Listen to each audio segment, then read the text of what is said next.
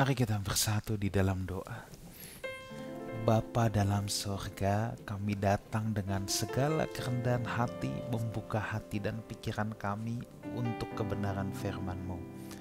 Dalam nama Tuhan Yesus kami berdoa, kami mengucap syukur. Amin.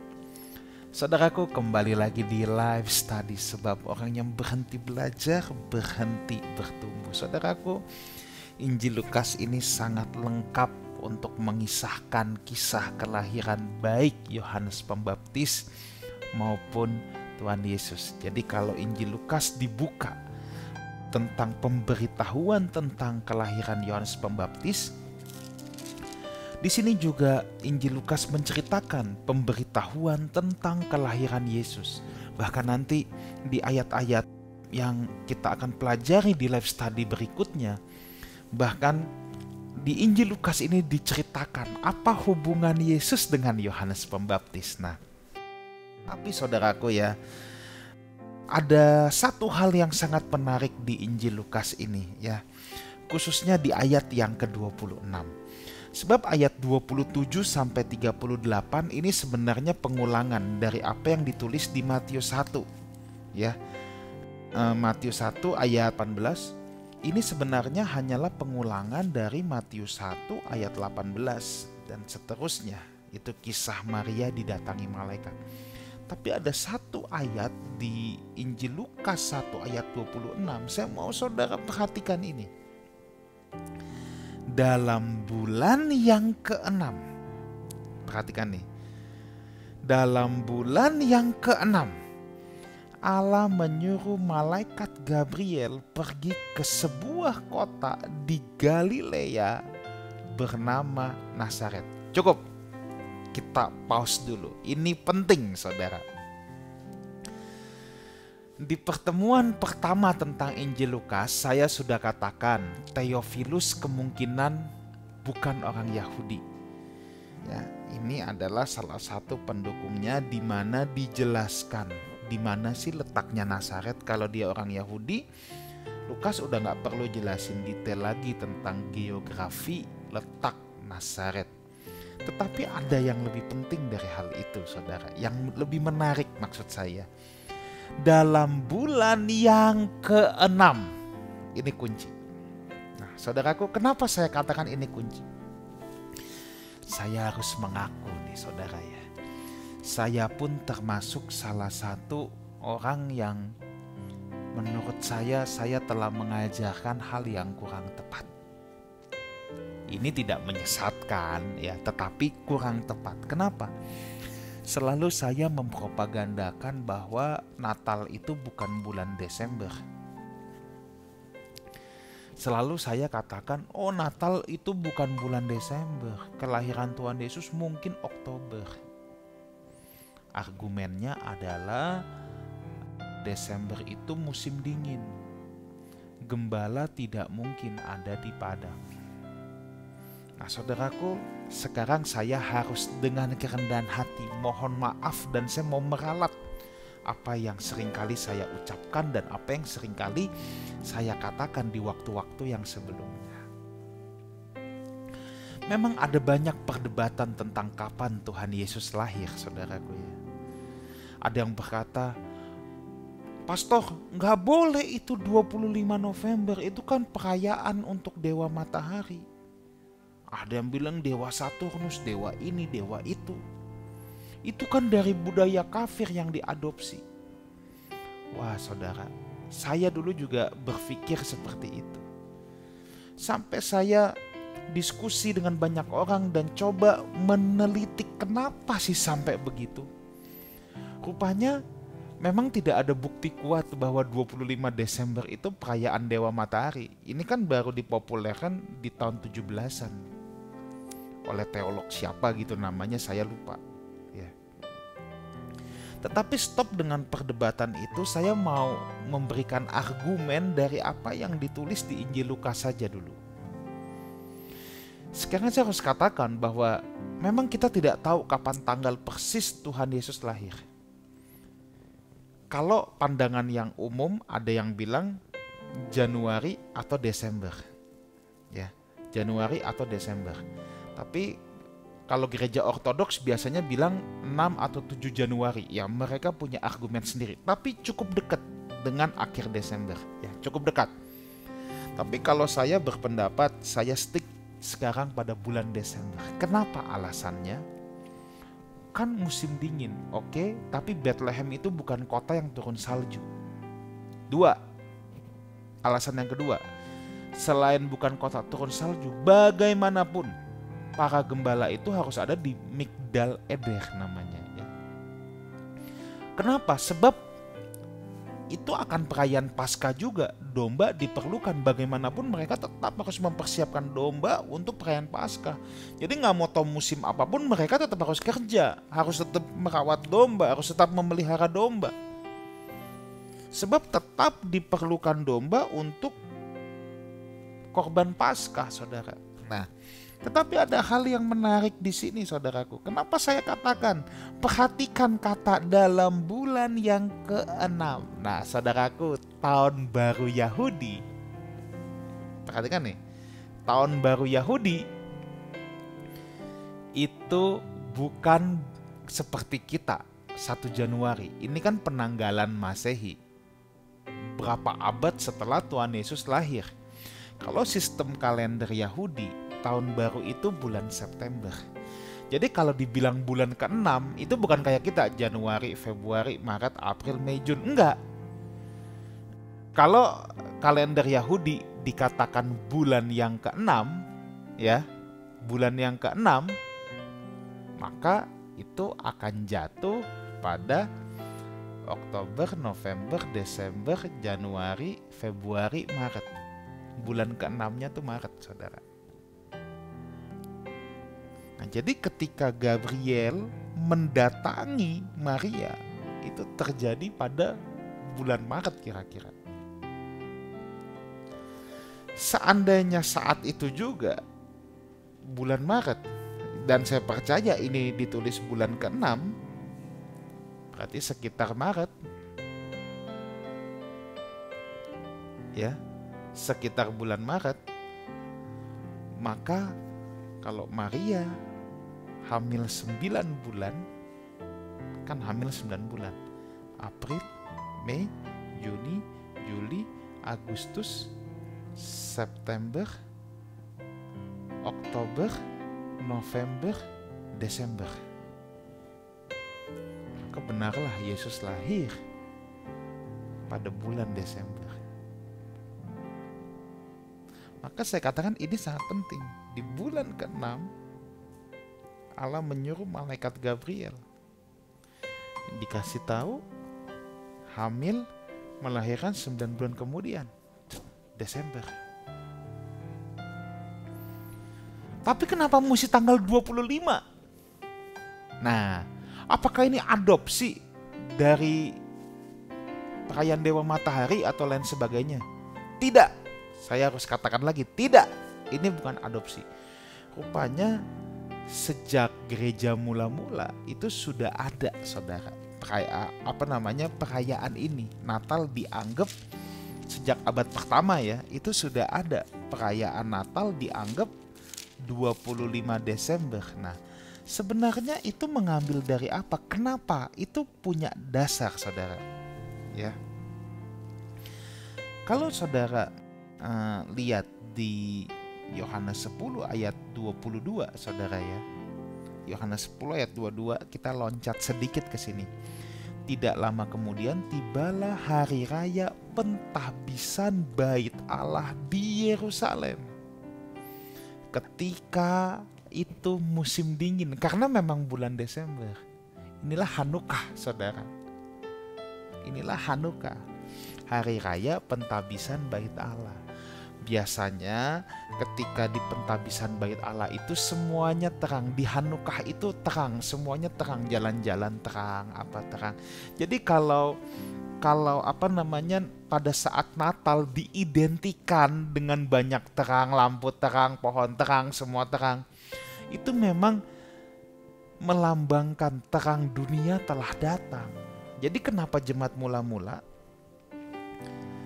Desember, ini jelas ya, tadi bulan yang ke-6, lalu diambil waktunya bersamaan dengan Hanukkah untuk menggambarkan bahwa terang dunia telah datang. Inilah terang yang sesungguhnya itu, saudara. Ya. Maka saya katakan Lukas 1 ayat 26 ini penting. So, kita sebenarnya nggak perlu berdebat kapan Yesus dilahirkan, ya. Tetapi saya hanya memberi jawab untuk orang-orang yang terlanjur mencibir bahwa Desember itu perayaan dewa ini, dewa itu pagan, itu berhala. No. Tetapi dari dulu prinsip saya gini, saya tetap percaya kapan tanggal persis Yesus lahir memang gak diberitahu.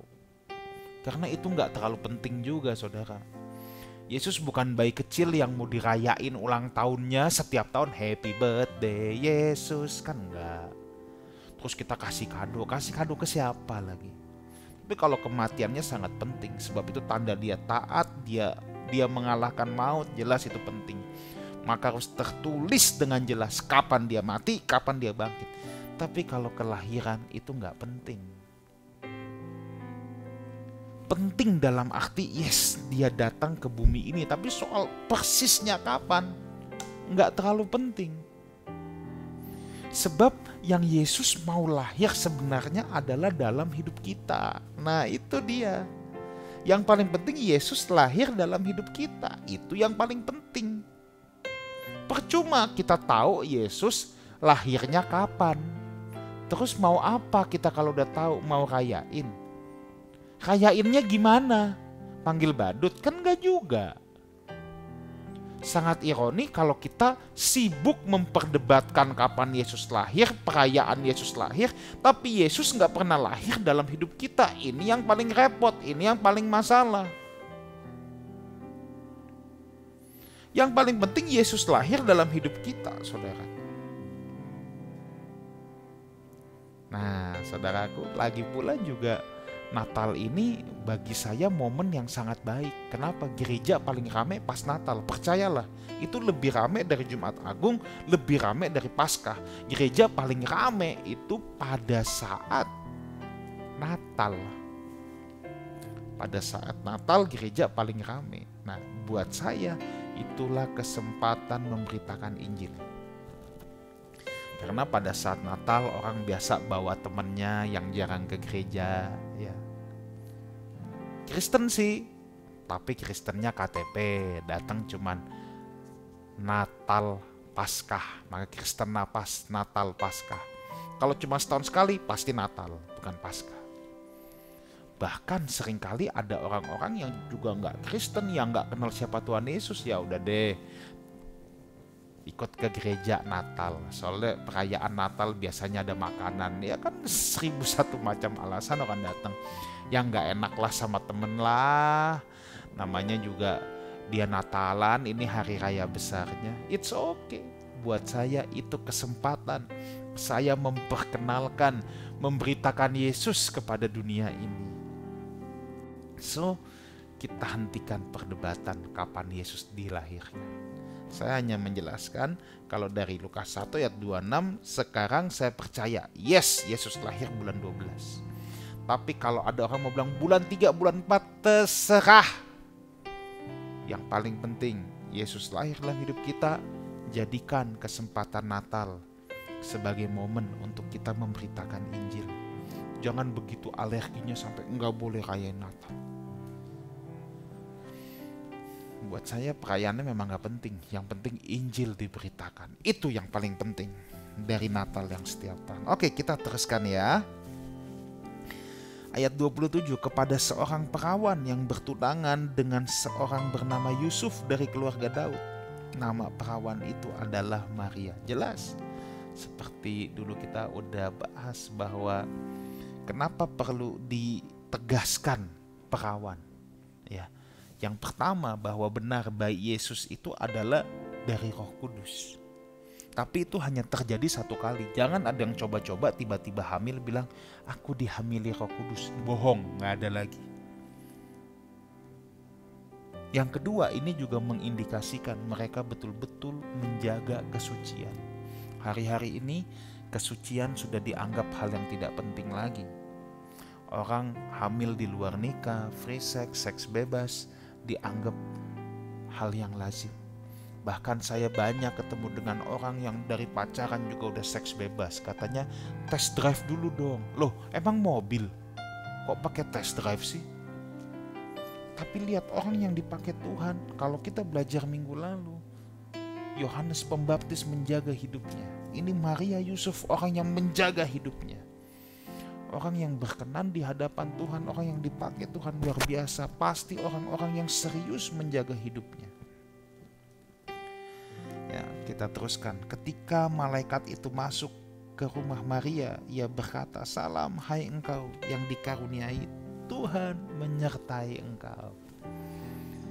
Maria terkejut mendengar perkataan itu, lalu bertanya dalam hatinya, apa arti salam itu? Wah, kalau kita pulang ke rumah, tiba-tiba ada malaikat dan Tuhan menyertai engkau. Amin. Ya dong. Kata malaikat itu kepadanya, "Jangan takut hai Maria, sebab engkau beroleh kasih karunia di hadapan Allah. Sesungguhnya engkau akan mengandung dan akan melahirkan seorang anak laki-laki, dan hendaklah engkau menamai dia Yesus. Ia akan menjadi besar dan akan disebut anak Allah yang maha tinggi. Dan Tuhan Allah akan mengaruniakan kepadanya tahta Daud bapa leluhurnya. Dan ia akan menjadi raja atas kaum keturunan Yakub sampai selama-lamanya, dan kerajaannya tidak akan berkesudahan." Kata Maria kepada malaikat itu, "Bagaimana hal itu mungkin terjadi? Karena aku belum bersuami." Jawab malaikat itu kepadanya, "Roh Kudus akan turun atasmu, dan kuasa Allah yang maha tinggi akan menaungi engkau. Sebab itu, anak yang akan kau lahirkan itu akan disebut kudus, anak Allah.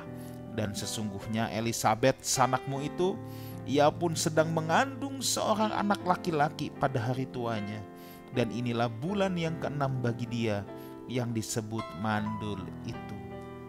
Sebab bagi Allah tidak ada yang mustahil." Kata Maria, "Sesungguhnya aku ini hamba Tuhan, jadilah padaku menurut perkataanmu itu." Lalu malaikat itu meninggalkan dia. Saudara, saya mau ajak kita fokus dulu ayat 30. "Jangan takut hai Maria, sebab engkau beroleh kasih karunia di hadapan Allah." Saudara, orang yang mendapatkan kasih karunia di hadapan Allah bukan berarti hidupnya lancar-lancar saja, mulus-mulus saja. Bayangkan pada saat Maria harus bilang sama tunangannya Yusuf, "Cup-cup," ucup ya. Yusuf, mungkin Maria panggilnya Ucup ceritanya. "Cup-cup, aku hamil tapi dari Roh Kudus." Ini pasti sengit, saudara. Ini pasti sengit. Bahkan di Matius 1 yang dulu kita belajar, Yusuf sampai mau menceraikan Maria diam-diam, mau berpisah dari Maria, tapi dia dihadang oleh malaikat Tuhan. Karena Yusuf yang tulus hatinya, kan, kata Matius 1 bilang. Kenapa Yusuf dikatakan orang baik dan tulus hatinya? Saudara, Yusuf itu mau menceraikan wajar, emosi dia. Buset, lu udah hamil, siapa yang hamilin? Gimana dia bisa percaya? Roh Kudus, enak aja. Kalau kita jadi Yusuf, kita juga gak bisa gampang percaya begitu, kan? Tapi di sini baiknya Yusuf ya. Alkitab Matius 1 bilang dia mau menceraikan diam-diam. Kenapa? Sebab kalau ini di blow up, ini hukuman buat Maria berat banget, saudara. Ini bisa dirajam batu salah-salah sampai mati. Dianggap berzina. Kalau Yusuf gak bisa mengendalikan emosi dan dia mau mencelakakan Maria, cerai, diumumin ke semuanya, kurang ajar cewek ini. Berzina, tiba-tiba punya anak, gua gak tahu apa-apa, tiba-tiba punya anak. Coba bayangin. Berantakan gak coba? Tapi dia tulus hatinya. Dia mau pisah dari Maria pun diam-diam. Makanya malaikat Tuhan juga menjumpai Yusuf, kan, di pembahasan Matius 1 dulu. Dia orang yang tulus hati, saudara. Tapi pelajaran di sini yang kita ambil, ketika kita beroleh kasih karunia di hadapan Allah, kadangkala itu bukan langsung jalan lurus. Bisa mendaki gunung, lewati lembah kayak Ninja Hattori ya. Tapi it's okay. Yang saya tahu satu hal, Tuhan tetap menyertai hamba-hambanya. Tuhan tetap menyertai orang-orang pilihannya. Tuhan tetap menyertai saudara dan saya. Sekalipun dalam hidup ini mungkin kita bisa ketemu banyak tantangan, banyak persoalan, tapi satu hal yang saya tahu, Tuhan tetap berkasih karunia dan tetap menyertai kita. Makanya di ayat yang ke-38, sesungguhnya aku ini adalah hamba Tuhan. Ini adalah statement penyerahan diri yang paling hebat. Jadilah padaku menurut perkataanmu itu. Ya ini berat, ya ini gak masuk akal. Ya aku bakal ribut sama tunanganku. Aku bakal diomongin apa sama orang-orang. Tapi Maria punya satu closing statement yang luar biasa. Aku ini hamba Tuhan. Kalau hamba harus nurut sama tuannya. Hamba gak boleh punya keinginan sendiri. Kalau hamba punya keinginan sendiri, dia bukan lagi hamba, dia tuannya. Saudara, kita semua hamba Tuhan. Kalau kita terhadap Tuhan tidak punya sikap hati seorang hamba, itu bahaya. Hamba Tuhan. Hambanya dihilangkan, kata hamba dicoret, yang sisa tinggal Tuhan. Dan banyak orang mau menjadi Tuhan atas dirinya sendiri. Makanya hidupnya suka-suka, mereka hidup dalam rule-nya mereka sendiri.